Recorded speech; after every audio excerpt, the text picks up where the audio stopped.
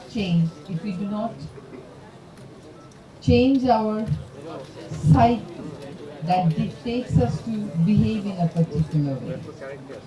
So yes, honoring someone is absolutely fine, but creating this division perhaps is something we have to rethink.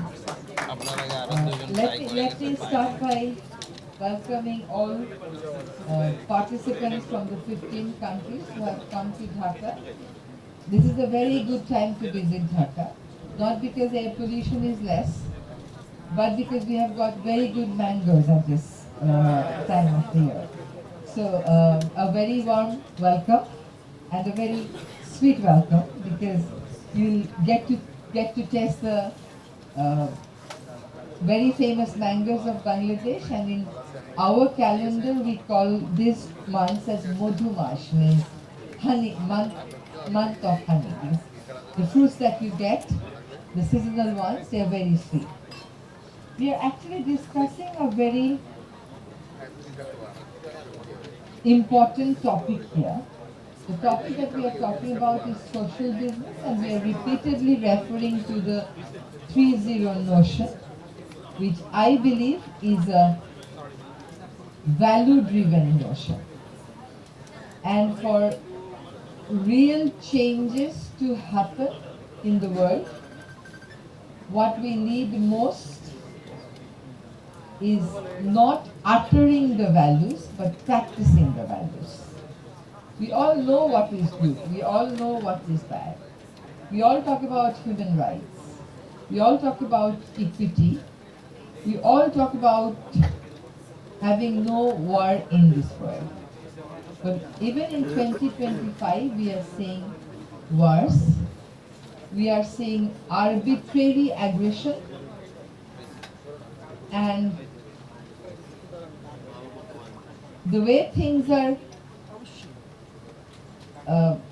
being wrapped up, we can always say that it's more imposition than a process that's putting an end to violent behavior. If it does not go in my interest, I intervene, I stop. But that should not be the rule of the game. In 2025, when we are dealing with climate change,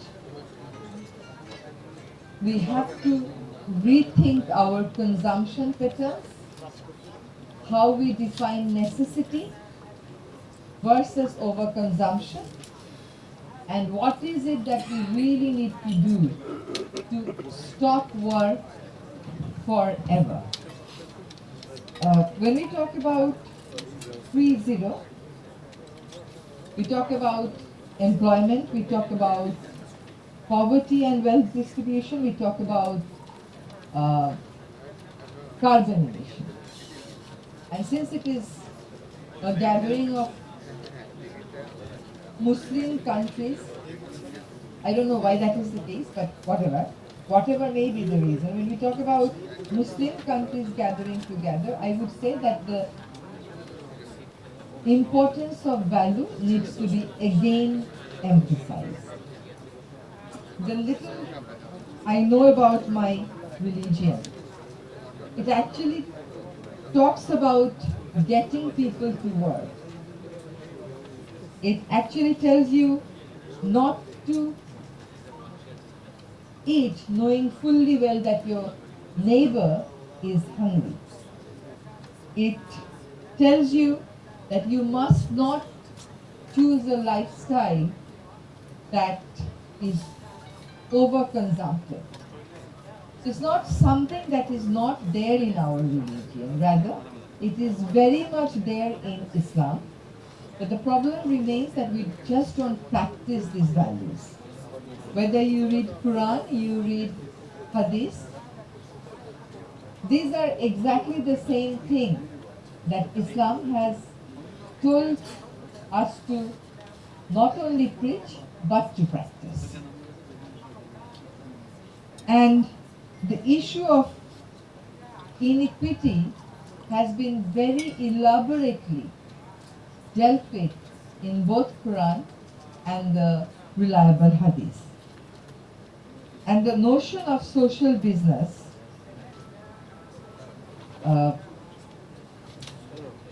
and the foundation that on which it is expected to be built on is not doing profit by creating miseries for others.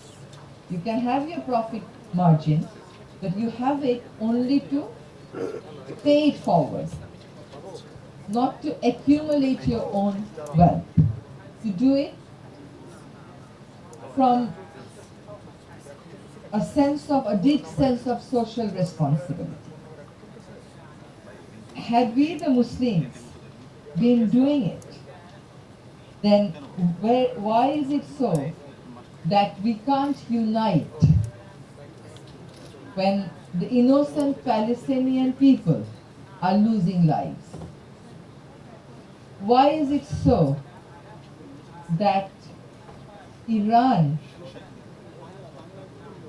do not find that many Muslim countries jumping spontaneously to say no to the aggression? I think without addressing the core issues, only talking about bringing the Muslims together to promote social business will not take us to the ultimate destination. When we talk about inequity, Islam has this beautiful system of zakat, which requires you to pay to those who need that financial assistance and to do it in a way that changes the life of that person. So you don't give an insignificant amount to 100 people, rather you target the needy people and help them in a way that they come out of poverty. They come out of the curse of poverty. In modern day statehood, we Muslims pay double tax. We pay zakat. We also pay the taxes that our state imposes on us. As a citizen, when I pay my tax, I expect that this tax will be utilized for the benefit of the needy people. On the contrary, what we end up seeing is this money is being utilized for mega projects that do not necessarily pull people out of poverty. So getting into the poverty trap has been the outcome of a most inequitable economic model. When we talk about social business, we say this from a sense of responsibility towards the society.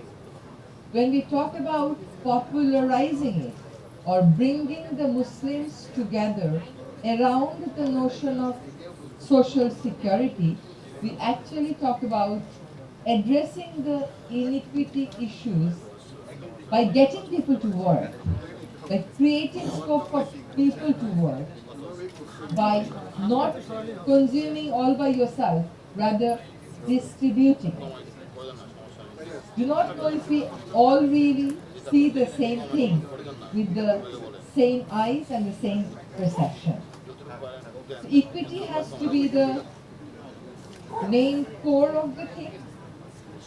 And for inequity to end, there has to be a real transformation in the global order. With ultra-capitalism rising, I think the call for social business is the right call, is the right path to follow to address overconsumption and ultra-capitalism. And of course, I see the youth playing a role. Because of how we have developed the global economic order, we have actually destroyed the natural resource base. And we have developed in a way where we have put interest of few at the center at the cost of or denying the interest of the rest of the community. And that has led to a situation or to a catastrophe like the climate change. And if we do not address it by rectifying our modus operandi, we actually will not be able to save the world. At least 52 countries will go under water, which means many civilizations will simply disappear by the end of this century. Even the way we draw the map of Bangladesh, our next generation perhaps will be forced to draw it differently because of climatic changes. And that is something totally unacceptable. So the global transformation call through social business is important, and also important to really mean and define as to what we mean by Muslim brotherhood. I know Sheen Appa is here and she would not accept the term brotherhood, but the unity has to be for a real change. There are values that we share as communities, but we have seen in recent times that we have not managed to save our Rohingya brothers and sisters. We have not done enough for our brothers and sisters in Palestine. We have not done enough for our brothers and sisters in Iran, in Syria, elsewhere in the world. So of course there is need for unity, and I believe that the youth would actually lead the process of change, because they are the ones who are facing the curse of our unthoughtful, inconsiderate and disrespectful actions. We have not been considerate to other communities, we have not been respectful to nature, and that is why we are faced with all the problems we are now having to deal with. Having said this, while social business is definitely one way of addressing the grave issues of economic injustices, for other form of justices, we really have to unite, understand each other, communicate better, define all the 15 countries together, or the other Muslim countries together, and the Muslim community living everywhere in the world, as one given group that nurtures certain values, which will not only be protective of the Muslims, but of all communities, irrespective of which religion they belong to. And that is what we Muslims are supposed to do. We are not supposed to hate others. We are not supposed to distribute or trigger hatred. We are supposed to show compassion, love others, respect and value other cultures, other religions, other communities. And the 15 countries who have gathered here in Bangladesh, once again a very warm welcome. Let us define ourselves, let us identify ourselves, let us define our values, let us preach and practice our values. I thank the organizers, not naming them, because some of them have very long names, for inviting me here to say a few words. I hope you all enjoy your stay in Bangladesh, and I'm sure the organizers will take very good care of all of you who have, traveled thousands of miles to be here in Bangladesh. Thanks a lot.